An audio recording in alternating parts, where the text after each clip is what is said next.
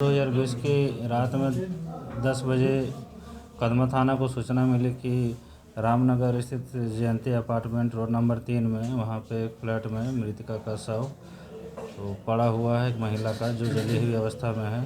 थाना प्रभारी को जैसे ही सूचना मिली वो अपने टीम के साथ घटनास्थल पर पहुँचे। वहाँ पे जाके घटनास्थल का मुआयना किए तो देखा कि वहाँ पे एक महिला जो है मृत अवस्था में पड़ी हुई है। जब उसके बारे में पता किया गया तो पता चला कि उसका नाम अनीता शर्मा है। और फिर इसमें घटना क्यों हुई, किस लिए हुई, किसने इस घटना को अंजाम दिया, इसकी छानबीन और अनुसंधान थाना प्रभारी द्वारा किया जाने लगा। तो पूछताछ के क्रम में बहुतों पर जो है शक के निशानदेही पे पूछताछ किया गया, लेकिन परंतु कहीं भी कुछ नहीं मिल पा रहा था। तो इसमें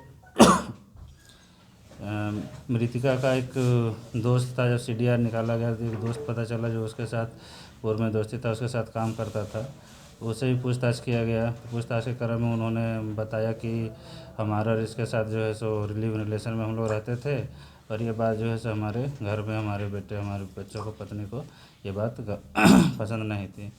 फिर इसी शक के आधार पे जो है सो उसके बेटे जो 17 साल का है आदित्य कुमार सिंह, उससे पूछताछ किया गया उसके घर पे जाके।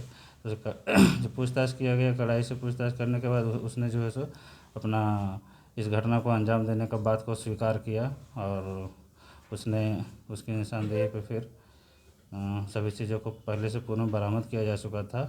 तो फिर उसने अपने घटना को कारित करने का बात को स्वीकार किया।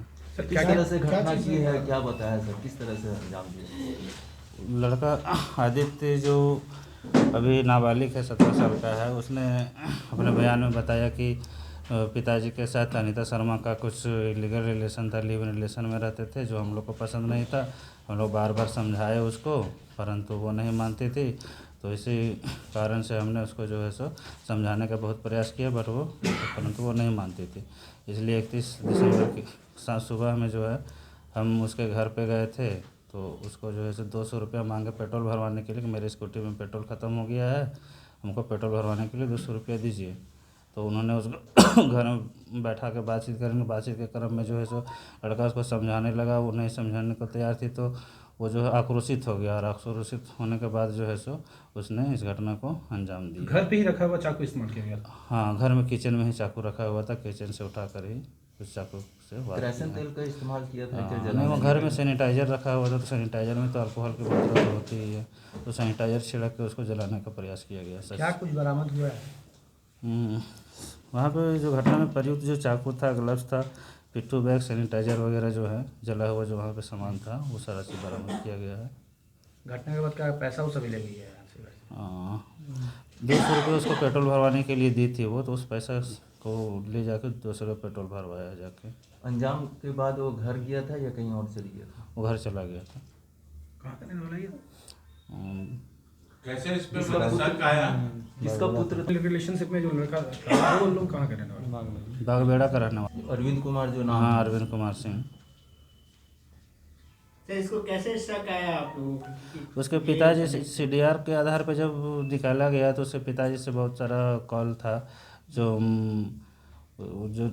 अभियुक्त जो बालक है, उसके पिताजी से बहुत सारी बातें हुई थी। तो इस आधार पर उससे पूछताछ किया गया था। तो वो अपने रिलेशन के बारे में बताया, और ये भी बताया कि नहीं, हमारे घर वाले में बच्चे हमारे यहाँ जो है इस बात को लेकर समझाते थे, बहुत लड़ाई झगड़ा होता था कि इस तरह मेहनत नहीं कीजिए। तो इस आधार पर शक गया पुलिस को। तो उस आधार पर जो है उससे भी पूछताछ किया गया घर में जाकर। जो ये उसने मर्डर किया है, ये पहले से उसके दिमाग में प्लान था या वहाँ? नहीं, उसके कहने अनुसार तो वो प्लान करके नहीं गया था, सडनली ऐसा हुआ है। और वो लोग क्या चीज़ से गया था सर? क्या चीज़ से गया? वो अपने दादा का एक स्कूटी है, उसी स्कूटी को लेके उसके घर पे गया था, और उस स्कूटी को भी जो है सो जब्त किया गया है। अकेले था? अकेले था।